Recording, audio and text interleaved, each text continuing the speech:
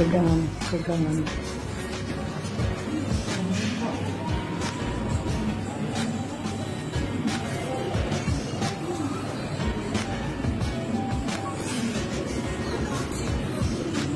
Ya mana?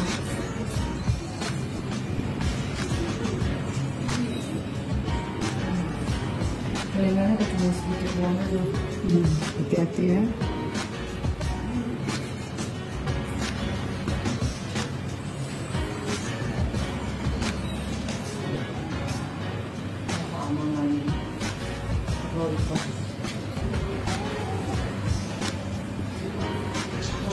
Oh ya. Mulai. Ya. Duduk. Iya.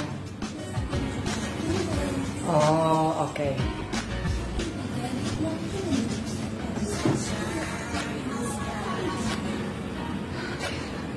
Ya, masuk. Hai teman-teman, apa kabar? Jadi, masih ingat kan kemarin saya ada cerita kalau saya tinggal satu tiny lagi step untuk bisa tahu hasil PA-nya apa. Nah, today is the day yang dimana saya akan kontrol sama dokter dan juga kita akan membaca hasil PA-nya itu bersama-sama. Oke, mari kita tunggu. Pengen tahu hasilnya apa? Mudah-mudahan yang terbaik lah pokoknya. Jadi ditunggu update-nya. Jadi kita mau baca hasil PA-nya sekarang sama dokter Yuri. Gimana dok? Jadi hasil PA-nya sudah keluar, hasilnya jinak. Waduh, tenggat. Oh, tenggat. Ini kalau baca tidak tampak tanda ganas, jadi nggak ada tanda ganas. Terus hasilnya mioma.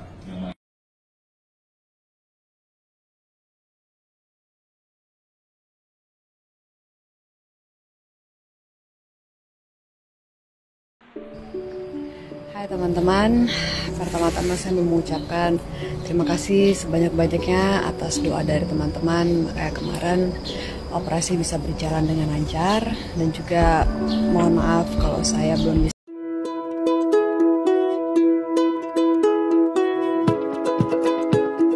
Saya di bulan Agustus kemarin medical check up yang sebenarnya sih bisa dibilang rutin ya. Terus pas lagi saya medical check up tersebut tiba-tiba ada ketahuan kalau saya mempunyai lamp itu apa sih, benjolan.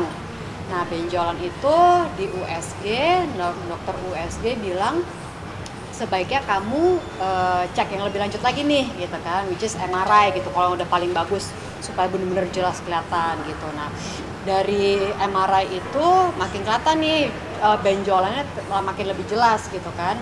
Nah terus benjolan itu letaknya ada di bagian rahim gitu. Nah terus kenapa jadi kalau di dunia medis itu benjolan itu pasti dinamakan tumor. Tapi tumor itu tidak berarti berbahaya. Jadi untuk kita bisa mengetahui tumor itu jinak ataupun berbahaya, kita harus karena saya tumornya itu sudah lumayan besar ya, waktu di USG itu sekitar kayak 8-9 cm, jadi mau nggak mau harus dioperasi. Nah setelah tumor itu dioperasi, nanti akan ada tes selanjutnya. Nah nanti dari situ akan bisa didetermine tumor itu jinak ataupun ganas gitu. Jadi hari ini saya ke rumah sakit untuk kontrol dengan dokter, dilihat bagaimana hasil jahitannya, apakah saya ada komplain, terus perkembangannya seperti apa gitu, dan juga sekalian baca hasil PA-nya gitu. Ambil amannya jadi harus ke onkologi yang which is spesialis untuk kanker, yang which is saya cari dokter yang mana nih gitu. Akhirnya saya ketemu dengan dokter saya Opjin dengan subspesialis onkologi gitu. Nah itu saya operasi di bulan November tanggal 20 gitu. Syukur alhamdulillah puji Tuhan proses saya lumayan cepat, tidak ada masalah dan ya begitu deh, sehat. Selain 2021 saya pernah cek sebenarnya. Nah di situ ke Objin ya, kebidanan. Nah itu di clear sama mereka, aman, nggak ada apa-apa. Nah sekarang tahun 2023, jadi pas lagi pandemi kan semua serba tutup, kita makan makanan apa aja yang ada kan, ya walaupun makanan rumah, tapi kan supaya kita nggak stres depresi di rumah, apa juga dimakan gitu kan. Dan juga kan dengan waktu itu kita nggak tahu ini pandemi apa sih, tentu kita stres, belum dengan kerjaan yang nggak ada kerjaan gitu kan, jadi itu kan pasti semua mempengaruhi gitu kan. Nah jadi mungkin disitulah mulai dia muncul gitu kan. Cuman yang sangat surprising adalah cepet loh, dari 2001 ke 2003 udah sebesar itu. Bayangin kalau misalnya kita nggak, misalnya Tuhan nggak ngetok bangunin gue, nggak tahu kan apa yang terjadi, karena itu cepet gitu. Jadi ya dari situ sih. Jadi mungkin stres udah pasti stres bisa dari kita sehat bisa jadi sakit gitu kan. Yang kesini yang nemenin kan cuma mama ya, masih ada keluarga saya yang lain yang kemarin masih yang juga concern dengan kondisi saya gitu. Jadi untuk yang hasilnya ini, kalau teman-teman maaf tidak keberatan, saya mau sharing dulu dengan keluarga saya gitu kan. Jadi ya itu nanti untuk hasil PA-nya saya mau sharing dengan keluarga. Orang tuh suka bilang ini sakit, tapi gue tidak menganggap ini sakit. Ini sesuatu kondisi yang memang ada di dalam badan gue yang harus diangkat.